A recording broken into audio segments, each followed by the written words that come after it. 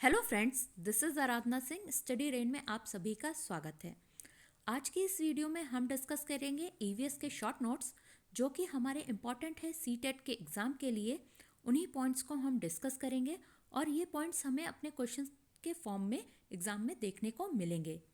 ये हमारा 7th video है। इससे पहले के 6 वीडियो आप चैनल की प्लेलिस्ट से जाकर के देख सकते हैं। प्लेलिस्ट नीचे डिस्क्रिप्शन बॉक्स में भी दे दी गई है। चलिए स्टार्ट करते हैं। एनसीईआरटी में एक चैप्टर है बसेरा ऊंचाई पर a shelter so high.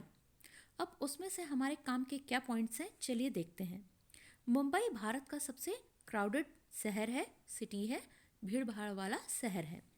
Mumbai से दिल्ली पहुंचने के लिए महाराष्ट्र, गुजरात, राजस्थान जैसे कई राज्यों को पार करना पड़ता है। कौन कौन से? महाराष्ट्र, गुजरात और राजस्थान। मुंबई से दिल्ली की दूरी 1400 किलोमीटर है। पहाड़ों की वजह से जम्मू कश्मीर के जो रास्ते हैं वो मुश्किलों से भरे हुए हैं। लेह लद्दाख तक पहुंचने के लिए जम्मू और कश्मीर को पार करना पड़ता है। नेक्स्ट पॉइंट है, लोग पहाड़ी क्षेत्रों पर नायलॉन टेंट का उपयोग करते हैं। लद्दाख को शीत मरुस्थल, कोल्ड डेजर्ट कहा जाता है। लद्दाख में आपको लकड़ी के घर, ढलान वाली छत और बर्फ से ढके हुए घर दिखाई देंगे। मनाली जो है वो हिमाचल प्रदेश में है। लद्दाख उच्च, शुष्क और सपाट है, जिसे शीत मरुस्थल मीन्स कोल्ड डेजर्ट कहा जाता है। ये ज़रूर याद रखिएगा कि लद्दाख को शीत मरुस्थल या कोल्ड डेजर्ट कहा जाता है। आगे चलते हैं। लद्दाख में बहुत कम बारिश होती है। ऊंचे ऊंचे बर्फ से ढके पहाड़ और ठंडे समतल मैदान हैं, क्योंकि सूखे के कारण लद्दाख में पौधे और पेड़ नहीं उगते हैं। लद्दाख में झूले झूले शब्द जो है उसका क्या मतलब होता है? स्वागत करना। इनकी भाषा में स्वागत करने को कहते हैं झूले झूले। आगे चलते हैं। लद्दाख में घर 2 मंजिला होते हैं। पत्थरों को काटकर एक के ऊपर एक रखकर बनाया जाता है। उन पर मिट्टी और चूने से पुताई की जाती है। अंदर से घर छप्पर जैसा लगता है। लकड़ियों की सीढ़ियों द्वारा पहली मंजिल पर जाने का रास्ता बनाया जाता है।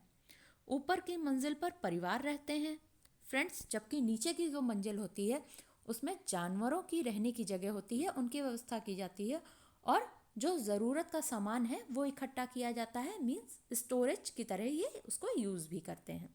सर्दियों के दिनों में अक्सर परिवार जो होता है वो भी नीचे की ही मंजिल पर जानवरों के पास रहता है।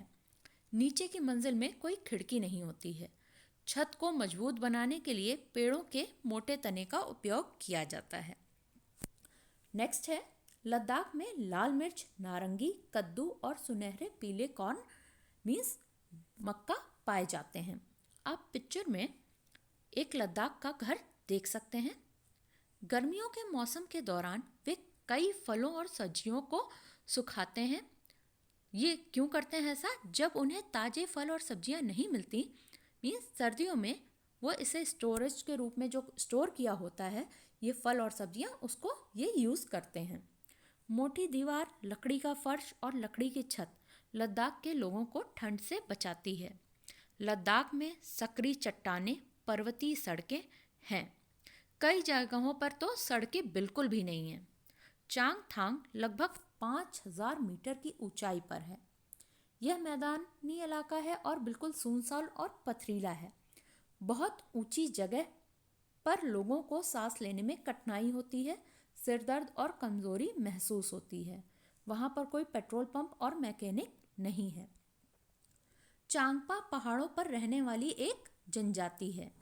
चांगपा जनजाति में केवल 5000 लोग रहते हैं। फ्रेंड्स, सारे पॉइंट्स को आप बहुत ध्यान से सुनिए, याद रखिए, थोड़ा सा दिमाग में बैठाते हुए चलती, क्योंकि होता क्या है, क्वेश्चंस को पॉइंट्स में दे दिया जाता है।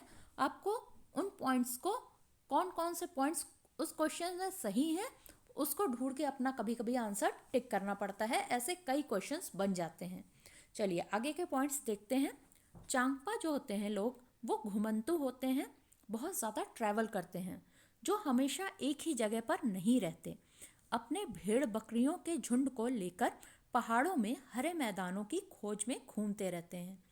इन्हीं जानवरों से इन्हें अपनी ज़रूरत का सामान मिल जाता है, जैसे कि दूध, मांस, टेंट के लिए चमड़ा, स्वेटर और कोट के लिए ऊन आदि। जितनी भेड़ बकरियां होती हैं जिस परिवार के पास, जितनी ज़्यादा होंगी उतना ही वो परिवार का स्तर जो होता है वो ऊंचा माना जाता है। मतलब वो परिवार बहुत समृद्ध है, वो ऐसा मानते हैं जिसके पास जितनी भेड़ बकरियां ज़्यादा होती हैं। चांगपा खास तरह की बकरियां पालते हैं जिनके बालों से दुनिया की मशहूर पश्मीना ऊन बनती है। ये पश्मीना ऊन और जो शॉल होती है उसको भी हम लोग डिस्कस करेंगे, लेकिन पहले यहाँ जो पॉइंट्स हैं वो देख लेते हैं। जितनी ठंडी और ऊंची जगह होगी, इन बकरियों के जो बाल हैं या फर हैं वो भी उतनी ही ज़्यादा होते हैं और नरम होंगे। मीन्स अमाउंट भी ज़्यादा होगा और वो सॉफ्टनेस भी ज़्यादा होगी। इसलिए चांगपा इतने मुश्किल हालात में भी इतनी ऊंचाई पर रहना पसंद करते हैं। यह उनका जीवन है और उनकी ये आजीविका है। नेक्स्ट पॉइंट है, यह अपने बड़े तिकोने टेंट को क्या कहते हैं? रैबो कहते हैं। फ्रेंड्स, तिकोने टेंट क्या हुए इनके? रैबो। याक के बालों से ये बुनाई करके चांगपा जो हैं वो पट्टियाँ बनाते हैं, जिन्हें सिलकर ये जोड़ देते हैं।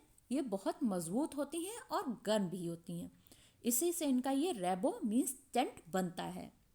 रैबो के पास ही भेड़ बकरियों को रखने के लिए ये जगह बनाते हैं, जिसे ये जो चांगपा जनजाति है वो उसे क्या कहती है? लेखा। लेखा की दीवारें पत्थरों और चट्टानों को एक दूसरे पर रखकर बनाते हैं। हर परिवार अपने जानवरों के झुंड पर पहचान के लिए एक खास निशान बनाता है, एक मार्क बनाता है, जिसे आप लोगो भी कह सकते हैं। रोज सुबह झुंड को लेखा से बाहर निकालकर गिनकर चराने ले जाना और ठीक से वापस लाना वहाँ की औरतों मीन्स लेडीज और यंग गर्ल्स का ये रोज का डेली रूटीन होता है, उनका डेली काम होता है। चांगपा अपने घोड़ और याक पर अपना सब कुछ ले जाते हैं। मीन्स एक जगह से दूसरी जगह तक ये जब ट्रैवल करते हैं या कोई सामान पहुंचाते हैं तो वो अपने घोड़े और याक के द्वारा ही पहुंचाते हैं। उन्हें सब कुछ पैक करने और आगे बढ़ने में केवल 2.5 घंटे लगते हैं। ये बहुत फास्ट मूव करते हैं। आगे चलते हैं। सर्दियों में तापमान 0 से कई डिग्री नीचे चला जाता है और 70 किलोमीटर प्रति घंटे की रफ्तार से यहाँ पर हवाएं चलती हैं। चांगपा भाषा में चांगथांग का मतलब क्या है? एक ऐसी जगह जहाँ बहुत कम लोग रहते हैं। करगिल जो है वो लद्दाख से श्रीनगर के रास्ते में आता है। मीन्स जब लद्दाख से श्रीनगर जाया जाता है तो करगिल बीच में पड़ता है। चलिए आगे चलते हैं। अब इस पिक्चर में वो जो रैबो है, जहाँ लद्दाख के लोग जो रहते हैं चांगपा जनजाति, उसका वो घर देख सकते हैं। ये है रैबो। आगे चलते हैं। श्रीनगर के बारे में देख लेते हैं, वहाँ कैसे घर पाए जाते हैं। कुछ घर जो होते हैं वो पहाड़ पर होते हैं, आपको दिखेंगे, जबकि कुछ घर जो होते हैं वो पानी पर। कश्मीर में हर लाइन में मीन्स लेन में एक बेकरी होती है। कश्मीरी लोग अपने घरों में रोटियां नहीं बनाते, वे इसे ऐसी ही बेकरियों से खरीदते हैं। जम्मू और कश्मीर में विभिन्न प्रकार के आश्रय हैं, कुछ ऊंचे पहाड़ों पर तो कुछ पानी पर, कुछ लकड़ी और पत्थरों में खूबसूरत डिज़ाइनों के साथ, और कुछ जो हैं वो ऐसे घर हैं जो कि पैक किए जा सकते हैं, मूवेबल हैं, जिसे आप मोबाइल हाउस कह सकते हैं, मोबाइल शेल्टर्स कह सकते हैं, और ये आसानी से दूसरी जगह पर ले जा सकते हैं। आगे चलते हैं। श्रीनगर के घरों के बारे में कुछ देखते हैं। आप पिक्चर में भी देख सकते हैं। पहला जो है वो है हाउस बोट, और पिक्चर में भी आपको पहला हाउस बोट दिख रहा है। हाउस बोट के घर लंबे समय तक 80 फीट और लगभग 8 से 9 फीट तक चौड़े हो सकते हैं। डोंगा, जो थर्ड पिक है वो डोंगे की पिक्चर है। ये नावें डल झील और झेलम नदी में देखी जा सकती हैं। डोंगा के अंदर से अलग अलग कमरे वाले घर की तरह हैं। हाउस बोट और कुछ बड़े घरों की जो छत होती हैं उस पर लकड़ी पर सुंदर नक्काशी देखी जा सकती है। जो पिक्चर नंबर 2 है उसमें आप ये देख सकते हैं। ये जो डिज़ाइन है उसको क्या कहा जाता है? खत्म बंद कहा जाता है, जिसमें एक पैटर्न है जो जिग्सा पजल जैसा दिखता है। चलिए आगे चलते हैं। कश्मीर के गांवों में घरों पत्थरों को काट कर एक दूसरे के ऊपर रखकर बनाया जाता है और इस पर भी मिट्टी से पुताई की जाती है। लकड़ी का भी उपयोग किया जाता है घरों पे, क्योंकि यहाँ भी बहुत ज़्यादा ठंडी पड़ती है। घरों की जो छतें हैं वो ढलान वाली बनाई जाती हैं। कुछ पुराने घरों में एक विशेष प्रकार की खिड़की होती है जो दीवार से निकलती है। इसे क्या कहते हैं? डब कहते हैं। आप पिक्चर में इसको देख सकते हैं। नेक्स्ट क्या है? यह जो सुंदर लकड़ी के पैटर्न हैं, यहाँ के पुराने घर पत्थर की ईंटों से बने हैं। दरवाज़ों और खिड़कियों पर लकड़ी के सुंदर मेहराब हैं। चलिए आगे चलते हैं। थैंक यू फ्रेंड्स, आज के लिए इतना ही। आप हमसे फेसबुक और टेलीग्राम पर भी जुड़ सकते हैं। अगर चैनल को अभी तक सब्सक्राइब नहीं किया है तो आप हमारे चैनल को सब्सक्राइब कर लीजिए। वीडियो अच्छा लगा हो तो लाइक का बटन प्रेस कर दीजिए। बेल आइकन ज़रूर प्रेस कर लीजिएगा सब्सक्राइब करने के बाद। Thank you. जय हिंद।